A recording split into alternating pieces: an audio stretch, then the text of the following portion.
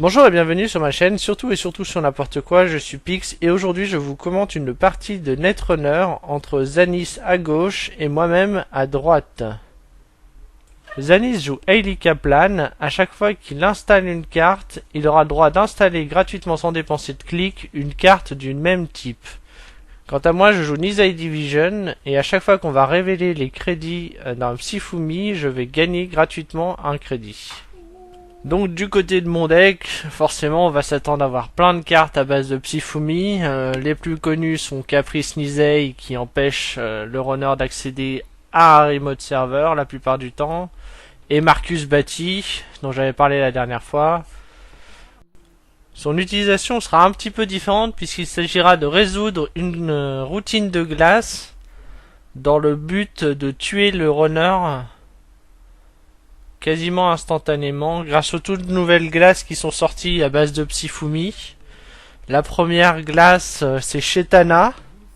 Shetana elle fait une espèce de Koma Inu gigantesque puisque si le runner perd le Psyfumi il devra se défausser de sa main et donc à ce moment là n'importe quel net dommage sera fatal.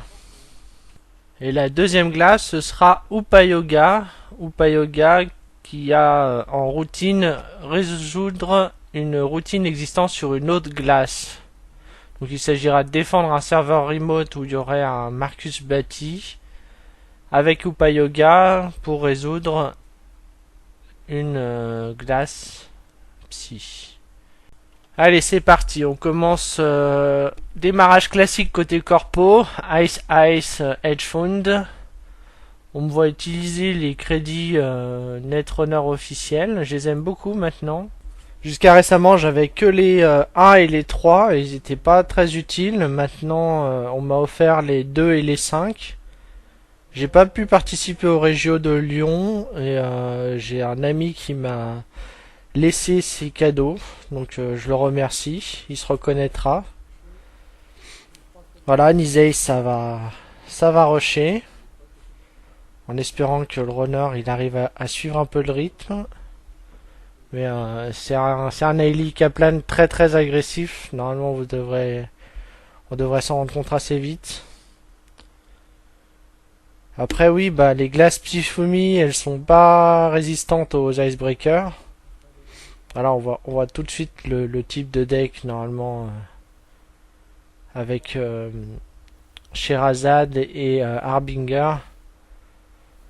Alors, est-ce que je trouve un agenda à scorer derrière mon remote? Est-ce que je trouve mon agenda? Donc en attendant, on se fait des sous. Alors pour info, ce Nizei là, je l'ai honteusement pompé sur Netrunner DB.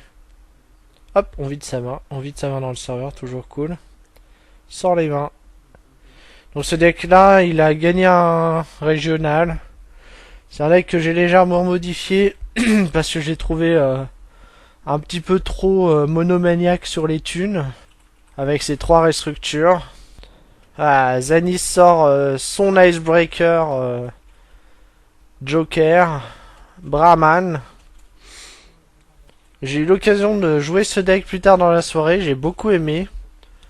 L'idée c'est de ressortir plein de petits programmes qui s'installent facilement sur Sherazade pour gagner des sous. On le voit un peu au fond, il y a un net dealer aussi qui permet facilement de repiocher tous ses sous. Donc c'était un deck assez rigolo à jouer en fait. Il break en désinstallant ses Harbingers de sa Sherazade. Il les repioche à la fin du tour grâce à net dealer et quand il en installe un, et ben ça regagne des crédits. Alors, run sur la main. Qu'est-ce qu'on voit là? C'est du Upayoga ça. Vous voyez, ça lui coûte rien de passer. Hop, il accède à ma main. C'était pas intéressant. Hop, il essaie de me faire baisser en dessous. Hop, il continue à passer. Brahman, c'est vraiment un breaker AI très très efficace. Pas du niveau de Faust bien sûr, parce que faut vraiment toute l'installation autour nécessaire. Il faut le Sherazade, il faut la totalité Il faut tout, quoi. Si vous avez pas... si servira pas à grand chose. Hop, on ouvre un petit Lotus Field histoire de faire raquer le Zanis. Donc là... Là, on voit la puissance du Brahman, quoi. Il passe partout, pas cher. Donc il décide de s'arrêter là. Ouais. Parce qu'il n'a pas le besoin, je pense. Hop. Un petit GFI, c'est pas cher. Par contre, je me retrouve à un crédit. Deux crédits. Donc...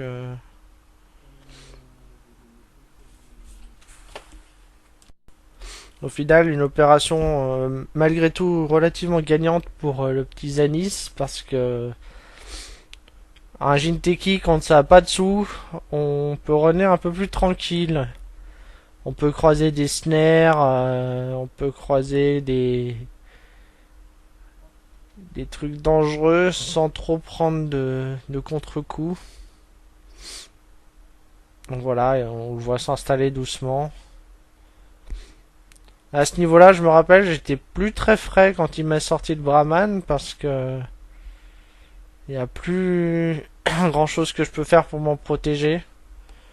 Si je veux pouvoir scorer un agenda tranquillement derrière un remote, eh ben ça va devenir compliqué. Hop, on voit ma main qui est remplie de glace. Ça va être compliqué parce que ça va être un remote qui va devoir contenir plein de glace. Bon, sachant qu'il ne joue pas que le Brahman, hein, faut pas exagérer non plus. Donc voilà, on va voir comment ça se passe. Pour l'instant, il est bien installé. Ça va être compliqué. Donc on va voir comment ça va se passer. En général, quand on fait des petites parties le mercredi soir avec la team, on vient avec des decks homebrew sans trop se prendre la tête. Ça marche pas toujours, mais bon, on a notre concept. On essaye de sortir des decks un petit peu hors de l'ordinaire parce que la méta du jeu elle est un peu verrouillée en ce moment. Quoique avec la sortie de la Most Wanted List 2.0 là, ça va beaucoup changer. Le Fastad a pris très cher parce que dorénavant les decks n'auront droit qu'à un seul astro. Donc on n'en voyait plus beaucoup déjà des decks astro dans notre méta du mercredi soir parce que c'est très vite chiant. Ça devient du R&D log très rapide ou alors Fastad très rapide. Des parties qui durent 10 minutes, pas intéressantes. Alors, qu'est-ce que je vais bien trouver? Et l'autre partie dérangeante de la méta actuelle, à savoir Faust, Chronotype, Wildside. Tout ça, ça a pris des points d'influx. Maintenant, si vous voulez 3 Wildside, 2 Chronotype et 2 Faust, ça va vous coûter 5 points d'influx en plus. Donc Noise tel qu'on le connaît, c'est à peu près mort. Le Fast Advance tel qu'on le connaît aussi. Bon après, il y a plein de nouvelles manières de Fast Advance maintenant. J'ai peur qu'on voit beaucoup de Jeeves modèles. Jeeves la 7HB qui permet de gagner des clics si on fait 3 fois la même chose.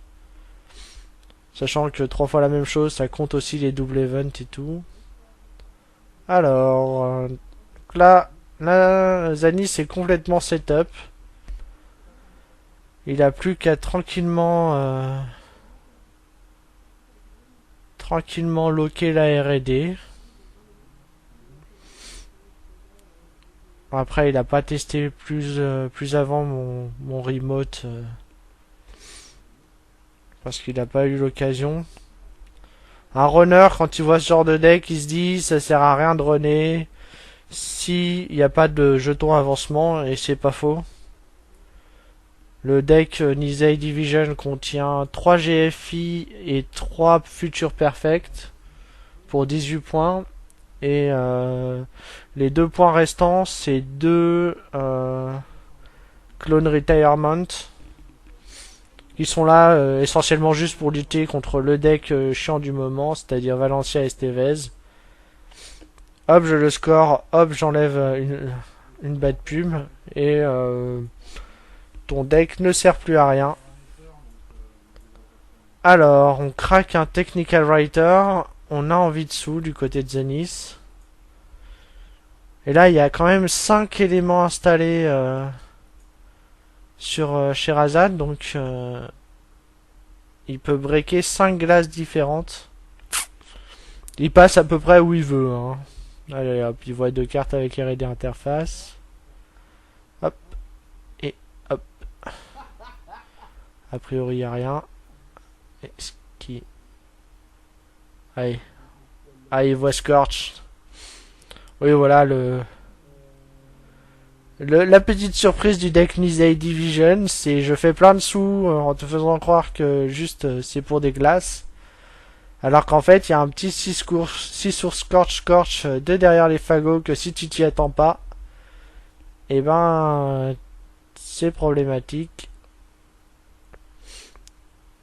Mais après, il joue quand même 2 net dealers, donc ça fait beaucoup de cartes à descendre si on veut tuer l'adversaire. Parce qu'à la fin, si sa main est complète, il a 5 cartes et il pioche 2 cartes supplémentaires au net dealer. Bon, ça tue quand même avec Scorched. Hein. Un double Scorch, ça fait 8. Donc pour l'instant... c'est une game assez molle. Où les deux joueurs s'installent tranquillement. Pas grand chose à dire là tout de suite. Donc voilà, on essaye de venir avec des decks un peu plus concept.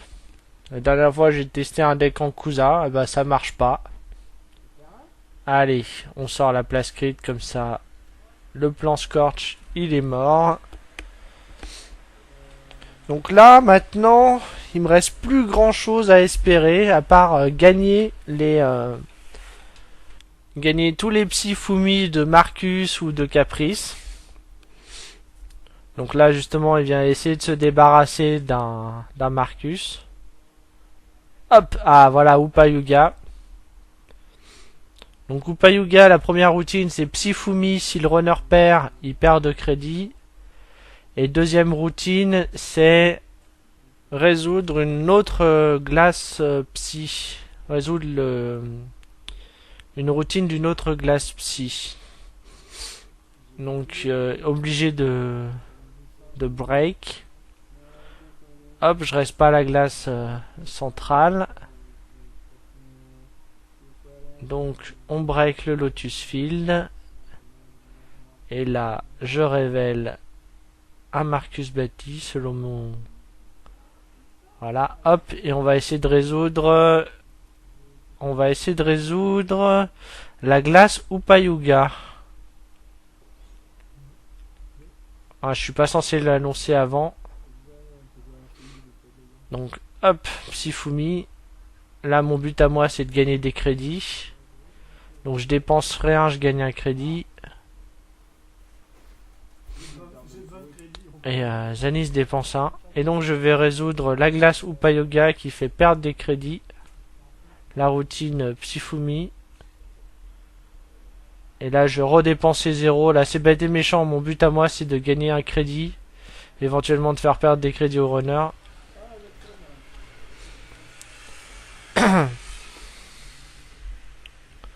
Pas vraiment de choses. Pas vraiment de choses que je pouvais faire perdre à Zanis là pour l'instant. J'ai pas de routine de genre effacer des programmes. Mais avec ces deux clone shift, de toute façon, ça va pas l'embêter beaucoup. Et là, run R&D. Donc je reste pas parce que ça doit être une glace un peu trop chère. Pour l'instant, avec mes 7 crédits, je me sens pas forcément super... Je préfère peut-être... Ah oui. Zanis décide de ne pas run en R&D parce qu'il n'a pas envie que clic 4 il accède à un snare et se retrouve en mauvaise posture avec un tag dont il ne voudrait pas. Alors, cette fois-ci, il vient en clic 3. Hop. Je reste pas. Il accède à 2 cartes. 2 glaces apparemment. Blanc. Alors, ma seule option à l'heure actuelle, c'est d'attendre un caprice et un agenda. Et c'est pas forcément l'idéal. Alors, Professional Contact, par contre, il arrive un peu tard. Mais au moins, il va permettre au runner de gagner un peu en termes de click compression. Alors,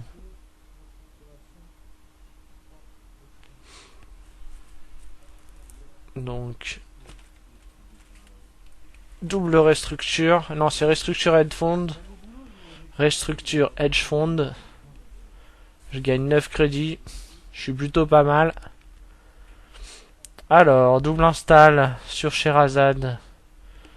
C'est la puissance de ce deck côté runner. La puissance de ce deck, c'est ça, c'est de pouvoir en très peu de clics être très efficace et pouvoir utiliser le Brahman au cas où il reste un self-modifying code qui fait qu'il n'est pas inquiété si jamais il a plus de cartes, il peut toujours aller chercher les breakers efficaces officiels. Alors, clic 1 je pioche, clic 2 je montre 6 sur Scorch et 3 glaces. Ça fait pas envie de venir. Mais bon, là je suis à plein de crédits, là, je dois en avoir 21, non 26 crédits. Donc c'est plutôt pas mal, mais bon, protégé par une place crit et 2 drug dealers, c'est pas terrible. À mon avis, la mort au Scorch, elle va être difficile. Alors, ceci dit, il y a 2 R&D interface côté runner. Je vais avoir du mal à toucher mes agendas et mes caprices. Alors, professionnel contact. Je vois pas ce que c'est un délicat ça probablement.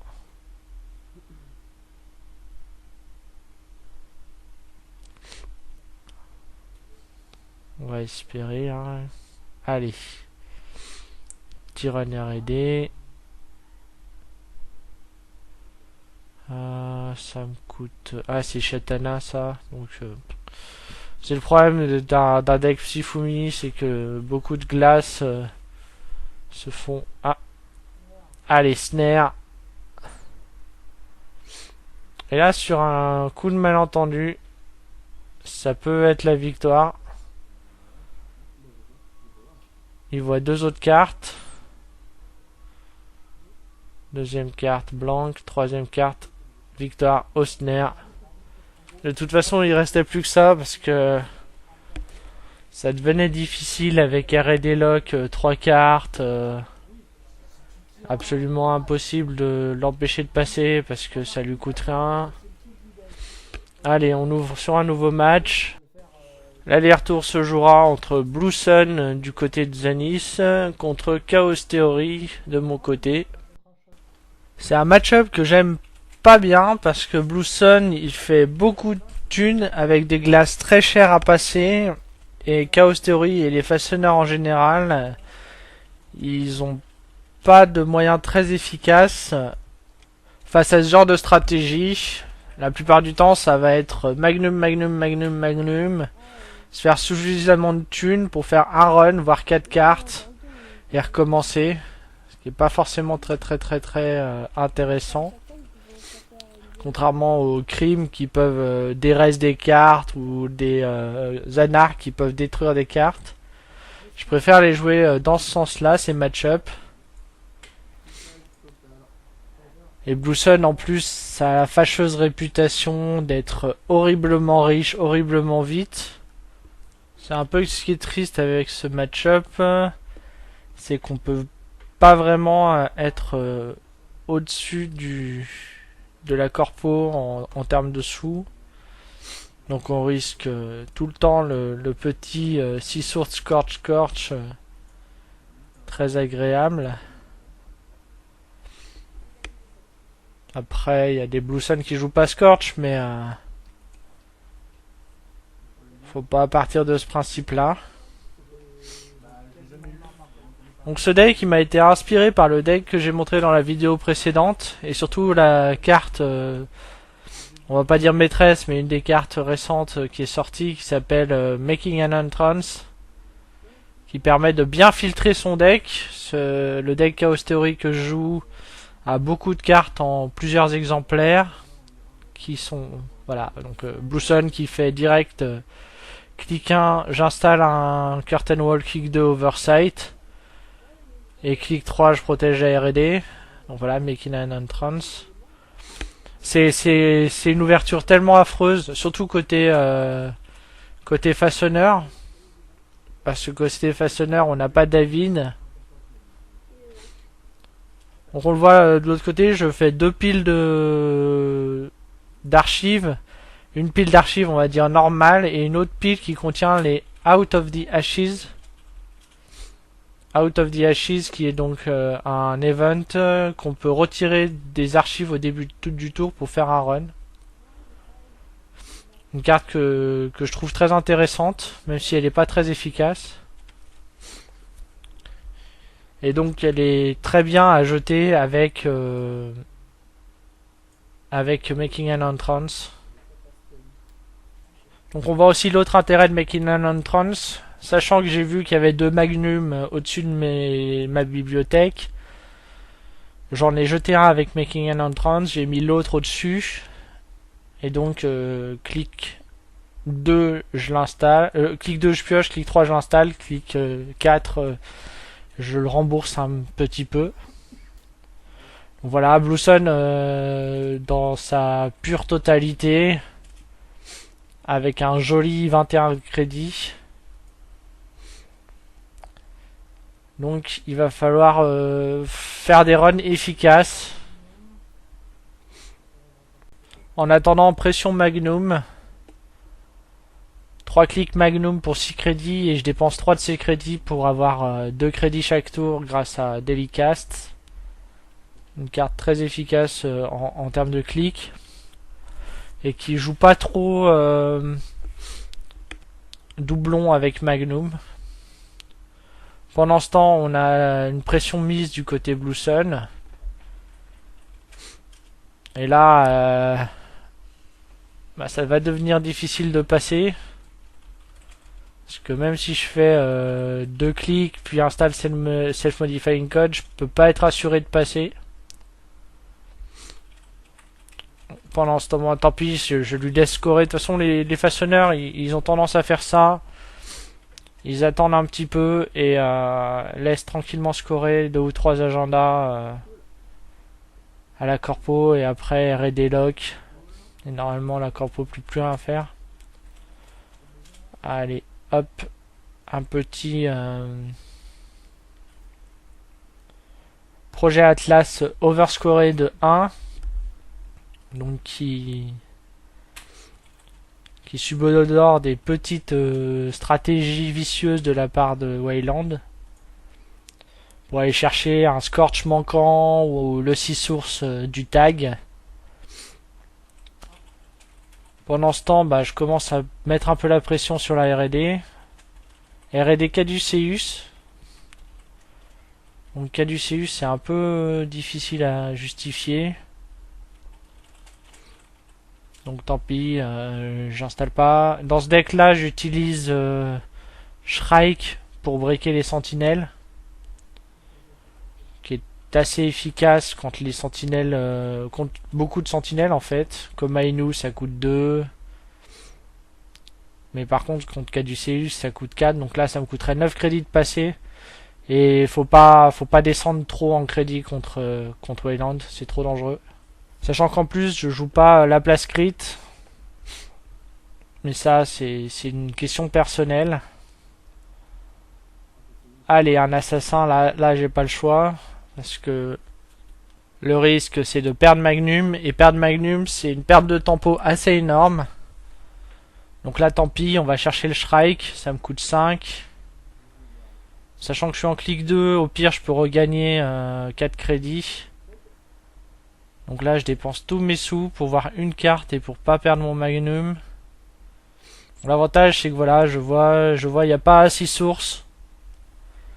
Pas 6 sources Scorch, parce que s'il y avait à la fois 6 sources et Scorch, j'aurais vu au moins un des deux. Vu que j'en vois pas, je suis un peu rassuré.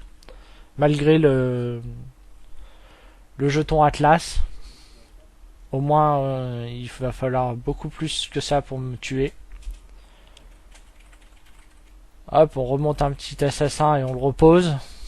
On joue pas Blue Sun pour rien.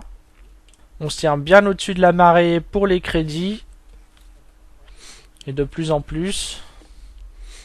On fait peur, on peut raise tout ce qu'on veut. Malgré ça, je suis plutôt pas mal avec mon Magnum. Il suffit de trouver un Icebreaker en plus ou un Self-Modifying Code et là je pourrais run à peu près safe. Hop, donc 2 derniers clics Magnum, on fait des sous et je vais défausser les Out of the Ashes qui sont là pour préparer la petite surprise. Mais je pense pas que je sortirai la petite surprise. Moi je me suis spoilé sur la game. Je sais pas si j'aurai le temps de le faire. J'aime beaucoup Out of the Ashes, ça permet de compresser 2 ou 3 clics. Ça permet de mettre un peu de pression quand on a suffisamment de sous et suffisamment d'icebreaker par contre, parce que avant ça c'est compliqué. Donc là on run sur un Caduceus, maintenant on n'a plus de raison. On paye les 4 crédits, tant pis. Hop, on voit une carte. C'est pas très efficace, mais bon. On attend tranquillement les petites R&D interfaces qui permettront de faire des runs vraiment efficaces. Allez. Et pendant ce temps, Blue Sun a l'air d'être plutôt calme en termes de pression. Il essaye pas de scorer des agendas. Ce qu'on peut aussi noter, c'est qu'il n'y a pas beaucoup d'ice. Même si c'est des ice chers, il a pas beaucoup de protection. Alors, on va tenter la pression. Donc là, on vérifie s'il révèle. Le joueur corpo doit révéler. Il révèle Corporate War. Donc Corporate War, on le rappelle, l'agenda Blue Sun typique. Quand vous le scorez, vous gagnez 7 crédits si vous avez déjà 7 crédits. Et sinon, vous perdez tous vos crédits. Pour Blue Sun, c'est pas compliqué d'avoir 7 crédits une fois qu'on a scoré un agenda. Et alors... Donc il l'installe en espérant pouvoir le scorer. Ça m'indique qu'il doit y avoir une barrière et un code gate qui défendent ce remote. Parce que sinon...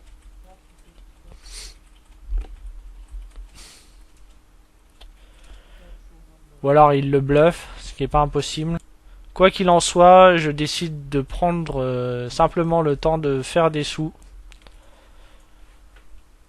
Alors, il doit y avoir un curtain wall quelque part aussi. Curtain wall, ça coûte cher à passer pour un pauvre façonneur.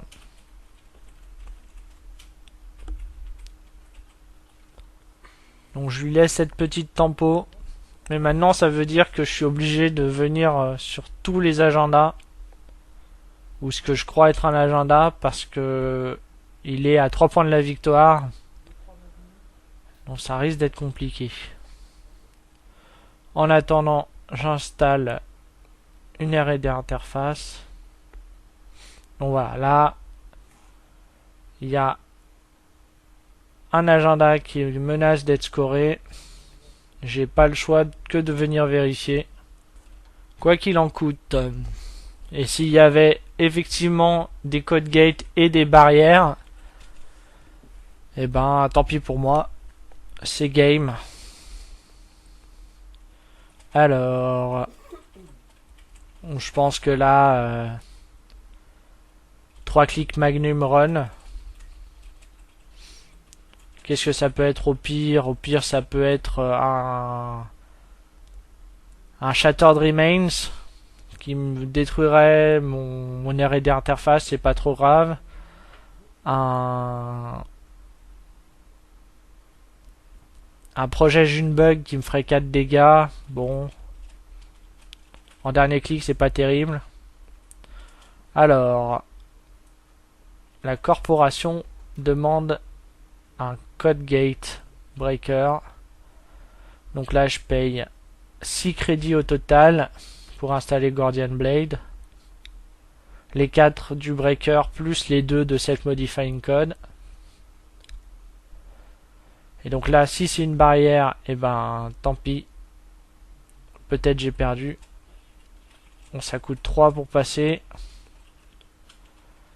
Alors, reste de Orion. Donc Orion, ça coûte 0 crédit pour Blue Sun essentiellement, du moment qu'il a les 15. Après, il peut le réinstaller tranquillement. Maintenant, il faut calculer parce que Guardian Blade n'a pas gagné en force avec le Data Pike. Et il faut voir qu'est-ce qui coûte le moins cher. Ça a 8 hors force en rayon, donc ça coûte 9 crédits au Guardian Blade. Avec ses 8 en force et 3 routines. Mais ça coûte 8 crédits au Shrike. Donc là, je vais décider d'utiliser le Shrike pour 8 crédits. Et je passe. En espérant que c'est rien de bien violent. Hop, secrétaire agressive. Et ben, c'est la défaite. Alors, la secrétaire agressive, qu'est-ce qu'elle décide de me... Donc là, il regarde les Out of the Ashes qui n'intéressent pas. Il voit un Magnum Opus, des Self-Modifying Code. Et il décide, donc là, il me trash le Magnum. Bon, ce qui est un move intelligent parce que ça reste quand même ma manière à moi de faire un maximum de sous. Et Shrike. Donc je perds 2 clics d'installation virtuellement et 10 crédits. C'est cher. Je suis pas super bien calé pour la victoire là. Parce que malgré tout... Après, il faut qu'il chope son agenda. C'est pas encore sûr. Malgré tout, ça va coûter assez cher de réinstaller le Magnum pour pouvoir refaire suffisamment de sous. Et de réinstaller suffisamment de programmes. J'ai pas beaucoup de récursion dans ce deck. J'ai cut le Larla pour trouver de la place. Ah. Bon là au moins ça m'indique. Il n'y a pas trop de risques. Ça n'existe pas en Wayland des 4-3. Pas encore. Et je le sens pas fast advance. Donc, ça m'indique qu'il doit scorer au moins encore 2 agendas. Je peux laisser celui-là passer. De toute façon, je vais être obligé de laisser celui-là passer. On va essayer de scorer pendant que moi j'essaye de me refaire. C'est pas sympa ça, monsieur Zanis. On va commencer par le move de début de game classique, Test Run Magnum. Donc on Test Run pour 3, on Magnum 3 fois, ce qui fait 3 crédits au final. Plus 3, enfin plus 6 moins 3. Alors, qu'est-ce qu'il score? Il score le nouvel agenda à Thune qui est sorti récemment. Où il va gagner 10 crédits sur 5 tours. Allez. Donc là, je repioche mon magnum opus. Je tente de repiocher autre chose. Hop. Donc j'installe magnum et je clique 2 fois. Non, peut-être qu'une fois. Il me reste plus assez de clics. Allez. Ouais, mais là je sais compter et il me reste plus beaucoup de breakers ou de moyens d'aller les chercher. Ça sent le pâté. Et surtout, Blue Sun a ses 18 crédits. Ça a l'air. Avec les piles de Zanis. Et il gagne 2 crédits supplémentaires par tour. C'est pas terrible. Allez, on dit qu'une game de Netrunner n'est terminée que quand elle est terminée. Hop. Et là, elle est terminée. Le 3-2 dans le serveur. Pas beaucoup de résistance côté runner. Elle apparaît beaucoup moins nulle au deuxième visionnage. Et ce qui me tue, bien sûr, c'est la secrétaire agressive. Mais ça n'a rien de surprenant. J'espère que ça vous aura plu. Et je vous dis à bientôt. Le problème, c'est que... En fait, le principe, c'est que de toute façon, je vais me faire avoir par un Blue Sun parce que je peux pas runner efficace. Ça me coûte 14 000 crédits de venir.